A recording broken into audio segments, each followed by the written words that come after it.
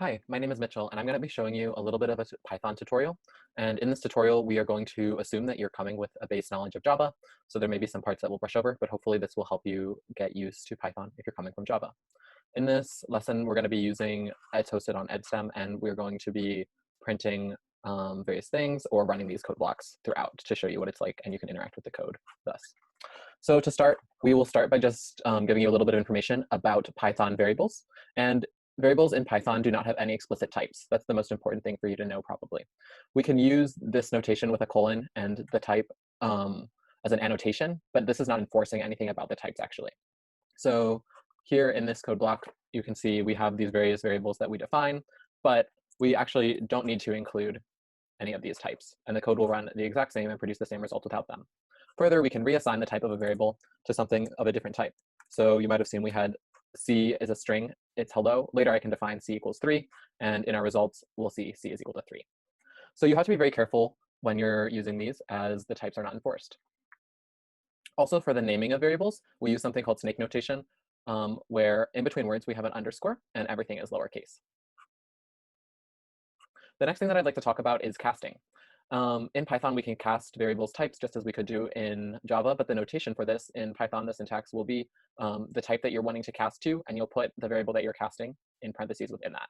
So here we have some various casts that we do. We define x and we store this integer 5 in it, and then we cast to an int, we cast to a float, we cast to a string, and we cast to a boolean. When we're casting to boolean, it will return false if it's past false, none, an empty object, or an object that has a value 0. Otherwise, it will just always return true. So in this case, we had 5 and it will be true. But if this was the string hello, we get some things that can't cast. Sorry, let me comment those out maybe. Oh, I'm just causing all sorts of errors. But if we use hello, we can see we still get true. It's another case that true will happen. The next thing that I'd like to talk about is operators. Operators are very similar in Java for the most case, for addition, multiplication, subtraction, and mod. The operators that are different is division. So when we want to do integer division in Java, we just used one slash, but in Python to do integer division, we need to use 2 slashes. To do float division, we just use a single dash. We can also do something nice with exponents and just use 2 multiplication stars to do an exponent. And we have all of these shown here. We also have the assignment operators, which we've been doing a little bit with equals before. However, we don't have plus plus, which we had in Java for assignment, which was shorthand for plus equals 1 or equals x, like x equals x plus 1. In Python, we still can use the plus equals 1 shorthand to do that. So you can see that here. But if I put x plus plus, nothing will happen and we'll get a syntax error. We also have, see, this is okay. We also have comparison operators. These are all the exact same as they appear in Java. So we have equals, equals, not equals, less than or equal to, greater than, and greater than or equal to. We have logical operators. These are similar in, or you're probably familiar with using logical operators in Java, but the syntax for them is different in Python. So instead of and, or two midlines, we use and, or, and not, just the actual English word, which is easy to remember. Also, it's important that when you're declaring Booleans, you have to use capital letters, unlike in Java. So make sure that you're aware of that as well. And just as with Java, I can use parentheses around these if I want to do something with a few of them. And you can see x and y, not all of that is true. Let me make sure I went through all of these. Yes. And for strings in Python, we can just initialize strings. We could have typed them, but we don't need to. And then we can concatenate them just as we could in Java with plus. What's interesting and different about in Python is if we don't have something that is of type string, we'll get an error. 3 is an integer, and we'll get this type error that we can only concatenate string to string, not integer. And it knew 3 was an integer, and so that's why we got this error. So if we want to do this concatenation, we actually have to cast, like I showed you earlier, to string, and then we can print that whole thing using the concatenation with 3. Also, another way that you can use strings in Python is with format. So for example, let's say I have this sentence that I want to input multiple values into. I can easily call format, which is useful. So I can have my entire string in the quotes, and I can do dot format. And then I can pass in as many arguments as I would like, and they'll be passed respectively to each of these curly braces in the string. So Bob will go here, 27 will go here, and 3.99 will go here. Also, let's say I want to include a bracket, a curly brace, or whatever you'd like to call that in my sentence. I can put 2 brackets here to escape, and then I still want to include Bob. I'll actually need 3. So now I will include Bob in curly braces. These 2 are the escaped bracket. That is that first one. Another thing that I can do that I didn't mention earlier is I don't need to use double quotes for strings. I can use a single quote if I would like. Oops. Well, actually not for this. Sorry. If I'm just, the syntax normally is like, if I want to, I can't do that with format actually, but here, for example, if I'm not using format and I'm just constructing strings, I can use a single quotation mark. And we can also call the type function to check what type it is always, and it's still just a string. So yeah, that's another option that you have. But if you want to use format, you can't use single quotes. Oh no, actually the reason was just because I have this single quote here. So sorry about that. Now we're good to go. The next thing that I'd like to discuss is if-else statements. This is also very similar to Java, but the major difference is that there are no curly braces used in Python like they're used in Java. So the only way that we can show whether something is part of a if statement is with indentation actually. So the indentation in your Python programs is important. When you want to mark that something is part of, it's nested within something else, you need to indent. And if your indentation is incorrect, you'll actually get a syntax error. So for example, if I try to do this, oh, it actually is okay. I can have extra indentation. But if I do this, I have an indentation error because we expected an indentation block. And that's an important thing to keep track of. Also, the other difference that's notable is else if is just elif. So make sure you're aware of that. Okay, we have a practice coding that you can do to practice everything that we've gone through so far, in which we present you some code and some of its syntax is incorrect. So if you'd like, you could pause the video here and try this on your own. You can find it in the section 0 Python basics lesson. Otherwise, I'll continue forward. I'll give a break for you to pause. And now I'll go through the solution. So we don't have curly braces in Python. So the first thing, or actually, let me show you what happens when we run this first. If we run this, we can run it in the terminal. We will run into some syntax errors. So the first one that comes to mind for me is the curly braces, which we don't use in Python, as I mentioned. So we can maybe first just get rid of all of those. And then the syntax error that comes up here first actually is this and. And as you recall, for logical operands in Python, we don't use and. Instead, we use the English words themselves. And that will solve that problem. Then if we run this now, there's still a few errors, but I'll run it just to show you where that error is. Else if is not else if anymore. We use elif. Also, you might have noticed on this line, we're trying to use that format option, but we never called format. So actually, another print method in Python is where you have commas separating arguments that you're passing into print, and it will replace those with spaces. So here we got a space, but that's not what we wanted to do here, and we didn't want these curly braces. We actually have 7 dogs, and we wanted to print that. So what we should do is format n. So we're calling format on the string, we're passing n into those brackets, and that will resolve that for us. And now we get the output that we expected. So the next thing that I'd like to discuss is the range function in Python, which will return a range object, and that will just be a sequence of numbers, essentially. So we have some examples here. In the range, we always have a start value, an end value, and a step value. That's the 3 argument option. So in that one, we start at 1, we stop at 11, and we take a step of 2. It's important that you remember that the end is exclusive and the start is inclusive.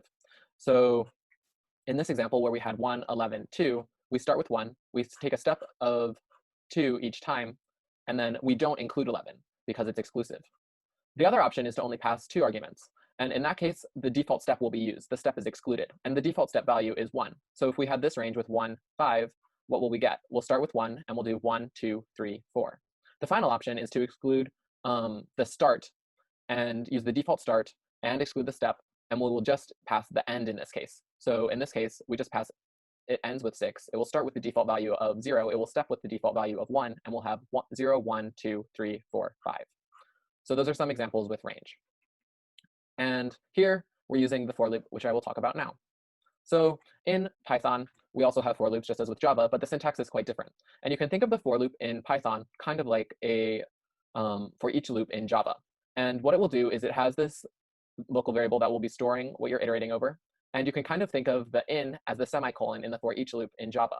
And then this will be some collection of objects that we will loop over. In this case, it's a range, which will just be the sequence of values 0 to 5, excluding 5. So we'll get 0, 1, 2, 3, 4. But I will go through and be assigned to each of the values in that range. We could also use different collections, which I'll talk more about later when we talk about them. We also have while loops, just as we did in Java, and the while loop is very similar. So we have some condition, which in this case is I greater than 0, and of course we needed to declare I before that, and we'll just print that and update it. You can still run into the issue with infinite loops, just as you have, and you see we're still running, we're printing a lot, but we don't want to do that, so I'll stop this.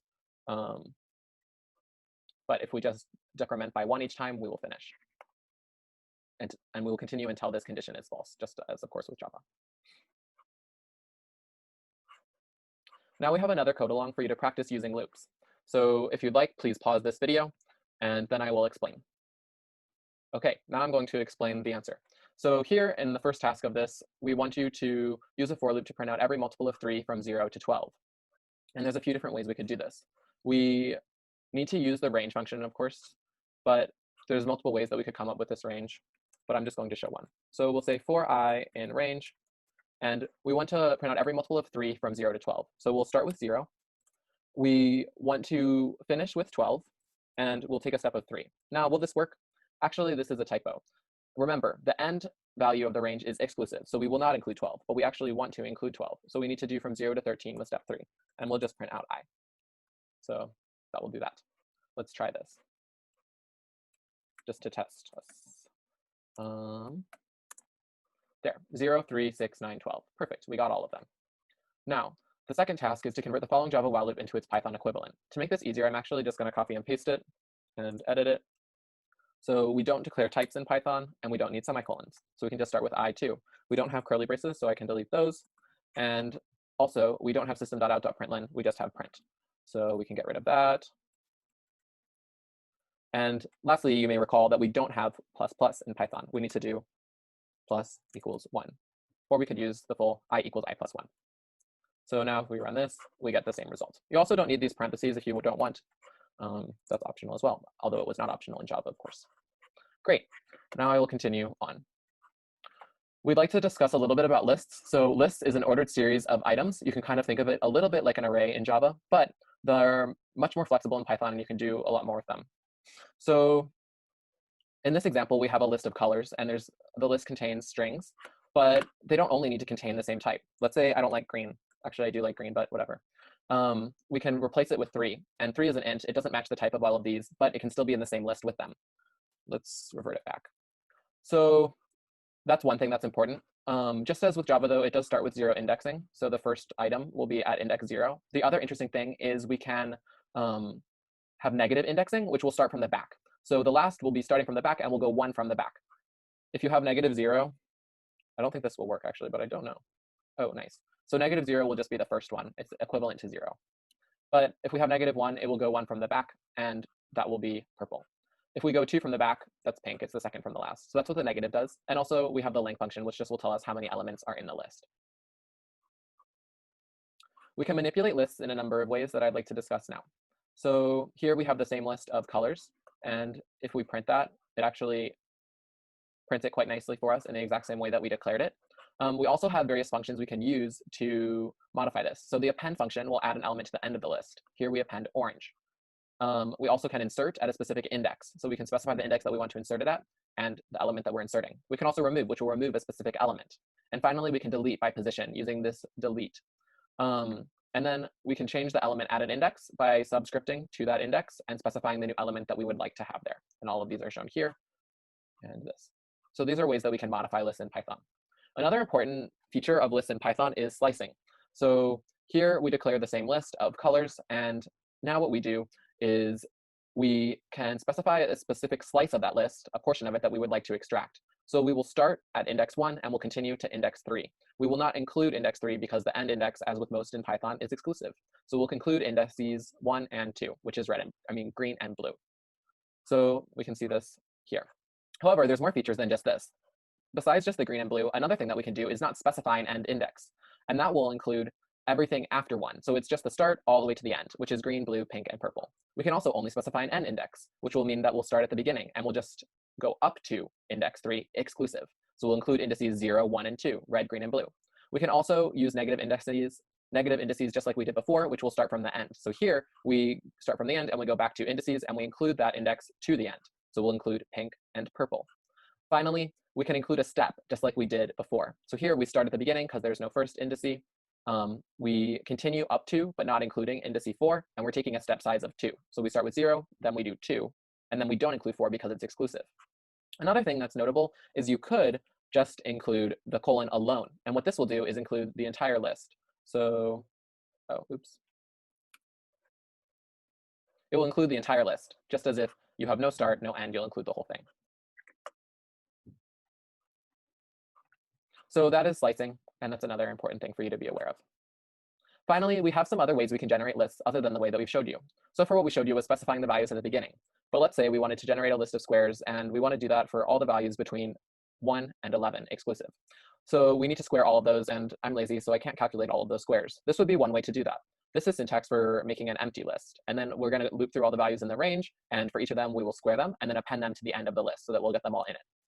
One quicker way to do this would be on a single line.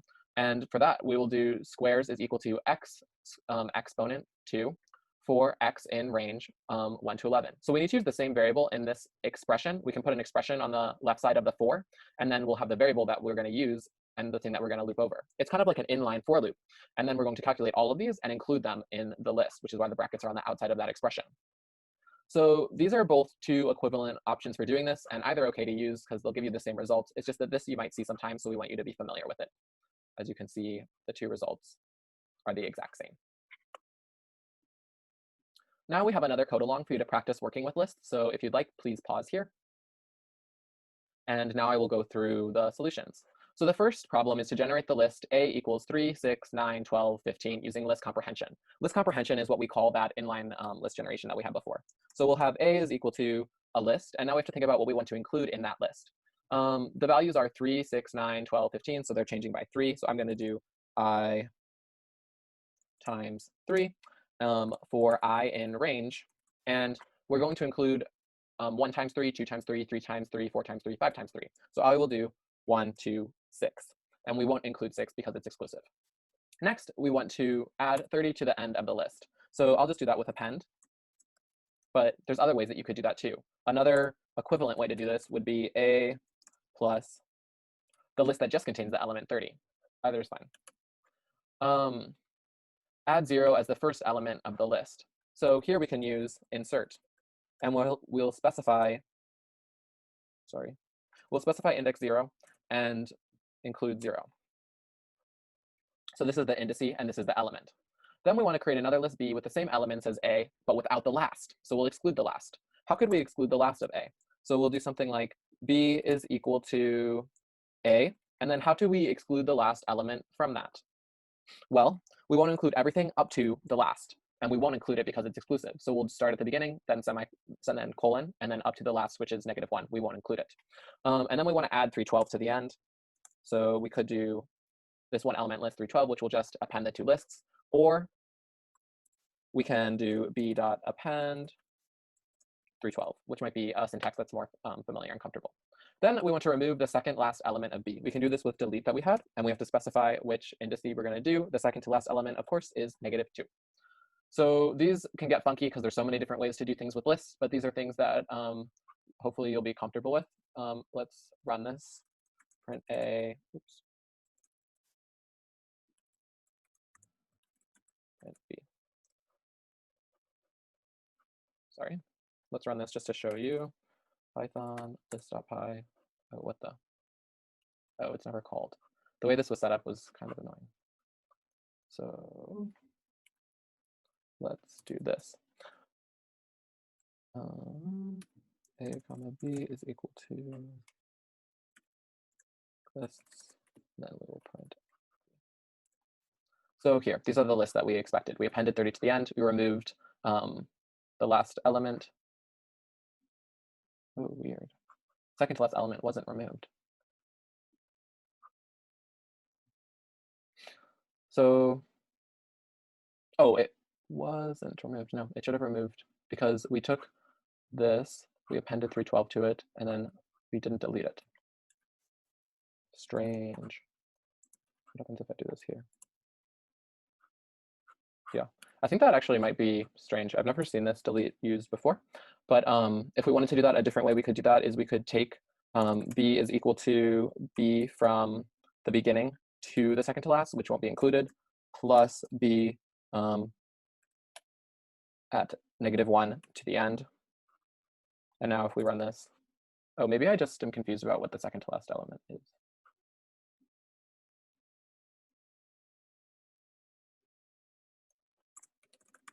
Sorry for my confusion. Oh, I forgot that we added 30. So 30 also will be removed. My bad. So the delete works. I've just never used that before. See, so there's so many different ways that you can do something in Python. Sometimes you question whether something will do what you think it will. So the best thing to do in that case is to just try it out. Sorry about that. Now I'd like to, and that's the solution to this. That's the end. Now going into strings. So we'd like to discuss a little bit more about strings now that you know about lists. And something that's nice is that strings are basically just a list of chars in Python, but they're immutable. It's important to note that. But the nice thing about that is you can index into them just as you could with lists. You can find their length with the same length function, and you can use the slicing just as you did before. So we can get the last element with -1, or we can do slicing. Here we're going to go from the beginning to the end with a step of 2. So that's why we get CE 3, 2, because we go 0, 2, 3, 2, or 0, 2, 4, 6 are the indices of those, sorry. So that's interesting too. Or we could even do the same thing where we just take the whole string, which is redundant. Also, another thing that you should be aware of are tuples, which are an immutable ordered list of values. So we define a tuple by using parentheses, and we can include as many values as we want, but it's immutable, so it's not like a list. And we can still index into them by using these subscripts. And we can unpack the tuples directly into variables. So if we know that there's 3 values in this tuple, we can unpack them directly into A, B, and C, which is nice. So that's tuples. Another thing that you'll see probably is imports. Just as with Java, you can import things. And what's nice, though, is you can use aliases. So here we did import math as m. And that means now when we're using it in our code, we can just say m.square root instead of math.square root as we did here without the alias. Additionally, we can just import specific functions if we'd like to by doing from the package that we're importing, import the function that we're importing. And then we can just call the function directly. So that's ways that we can do imports. Now we'd like to discuss a little bit about declaring functions. So we can define a function, and we do that just by saying def, and then we have to have the function name, any parameters that it takes. And you can specify the return type with this, and then you'll include the body of the function all indented. So here we have typing for this example, but none of that typing is enforced. So here we said that x is going to be an int, y is going to be an int, and it's going to return an int. But we could do 3 hi passing in a string, and nothing will happen. It actually will just run, and it will multiply that string by 3, which means it will appear 3 times and return that. So the return will be a string. So the typing is not enforced, and this is completely equivalent to this, but it's just for readability, and you'll see we get the same results. Something that's important that you are aware of is we can use keyword arguments. So here we said x is an int, y is an int, and we can specify, like, when we're calling divide, x, let's set it equal to 9, y, let's set it equal to 3. And in that case, instead of just passing in and using the way that they appear, we're going to specifically assign x to whatever parameter was using the variable x in the function. So x will be assigned to 9, 9 will be assigned to x, 3 will be assigned to y, which means we could also do this in a different order, and it will have the exact same output. Along a similar line of thought, we can have default parameters, where in the definition of the function, we can say greeting will be set to hello. And in that case, if we don't pass a parameter at all when we call the function, by default, it will just be set to hello. And we'll show that in the code snippet below. But one thing that's of note is that you can't have parameters that have a default before a parameter without a default. All the defaults must appear at the end of the function declaration. Here are some examples. If we pass in Bob, it will just, name will be assigned to Bob, and then greeting, since it had a default, will be assigned to hello. In this one, we specified name is Bob. In this one, we specified name is Bob, greeting is this, and we can pass something to greeting, or we could reverse the order. Also, if we got rid of these, that's fine too. It will just assign them as they come. What is also of note, let's say we try calling this, with no parameters. And in that case, we will get an error of missing one required positional argument. So anything that doesn't have a default is required to have something passed to it, and we need to pass something to it. So if we just did greeting and didn't pass in anything for a name, we'll get that error because name does not have a default value. Another notable thing about functions is that we can pass them. The functions themselves are almost like variables in that they can be passed around to other functions. So in this example, we define a function fact, and then we pass it into add lines. Callable is just imported here for the purpose of giving you typing, but remember there is no actual typing, so this is the exact same. But what's a little scary about this is we can reset, just as variables can be changed type, we can assign something to a function name. And now if we call add lines fact, we will get an error. So here, the error that we get, this all runs as expected when we call it the first time. Then we assign it to 3. And now when we call add lines fact, we will get a not callable error. So int object is not callable. Fact will still be passed to this function. And so text underscore funct will be now 3. And then we try with the parentheses to call 3. And so the parentheses are used to call a function in Python, and we can't call 3. Another important thing that you'll see is helper functions. We can define a function within another function. In that case, the scope of the function is only within this function. So if I call square outside of the scope of getArea, we'll get an error. There's no square defined in that context. But what's nice is if we have a function that we're only using in a small area, we can define it here and we can call it within getArea, for example, in this case, and it runs as expected. Also, you have to note that you can't use the variables in the helper function outside of the scope of the helper function. So the scope is just as you would expect it to be. Nice. We also can have multiple return values in Python, which is very useful in certain cases. So here we just return hello and 5, and we unpack those into x and y. The returns will be in a tuple. So if we just had x here and then we print x, we'll have a tuple that contains the return values, hello and 5. But it was nice to, since we knew that it would return 2, it's nice to unpack them and just use them here. So we looped over 5 times, printing the first return, hello. Also in Python, we can have a main method. And if we have a main method, we can just define it like any other method actually.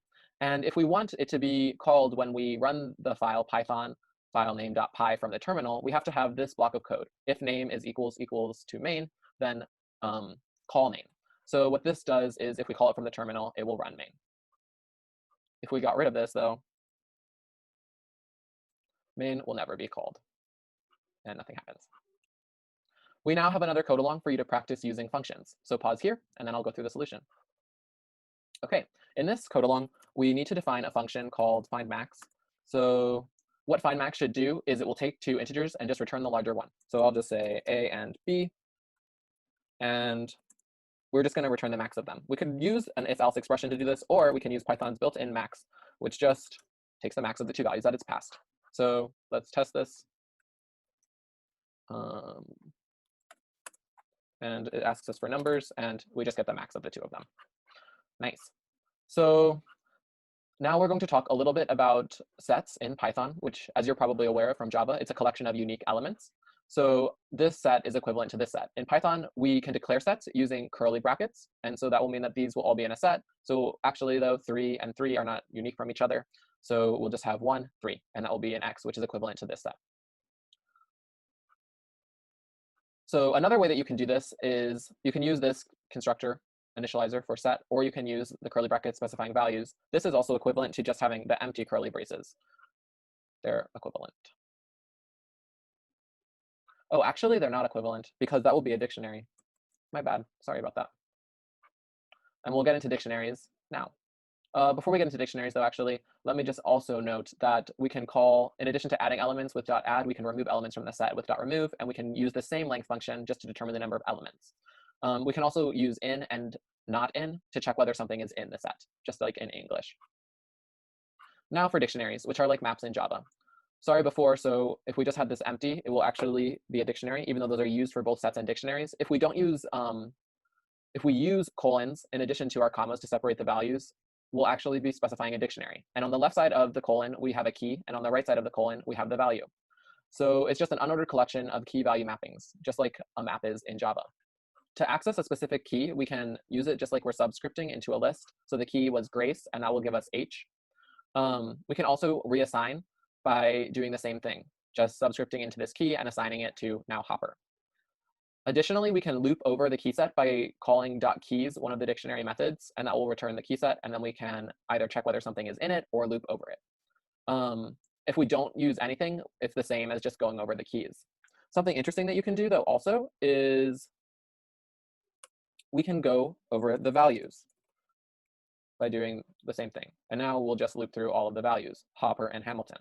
Also, something else that's interesting is you can go through the items, which will return a tuple, and each tuple will contain key and value. So we could unpack this as key value. That's something else that you might see and would be useful. Oh, there is no first and, sorry. Print key and value. Cool. So the last thing that we'll be discussing is classes, and classes are very similar as to Java, but there's a few differences that I'd like to note. So we can declare a class with class and then the name of the class, and then we have to, or we can have an initializer, which is like a constructor in Java, and we have to pass self. It's like the this keyword in Java, but it must explicitly be passed as the first parameter to every function that will use it. So when we have fields in our classes, in Python, they're called attributes actually, and we have to do self.a to store it in the class, the object line. And then we can access it in other methods by passing self and accessing it the same way, just by doing .a. And we can define other methods in our class just by defining functions and passing self if it's necessary. They can also take other parameters like they do in this case where it takes b. When we're constructing our classes, we can do this without using the new keyword like we would have to in Java and just do line and pass any parameters that are needed for the initializer. And then we can call functions that are defined as part of our class just by doing dot the name of the function. So that's all there really is that you need to know about the basics of classes in Python. And that wraps everything up. This is a little tutorial for getting started with Python if you're coming from Java, and I hope that it helps.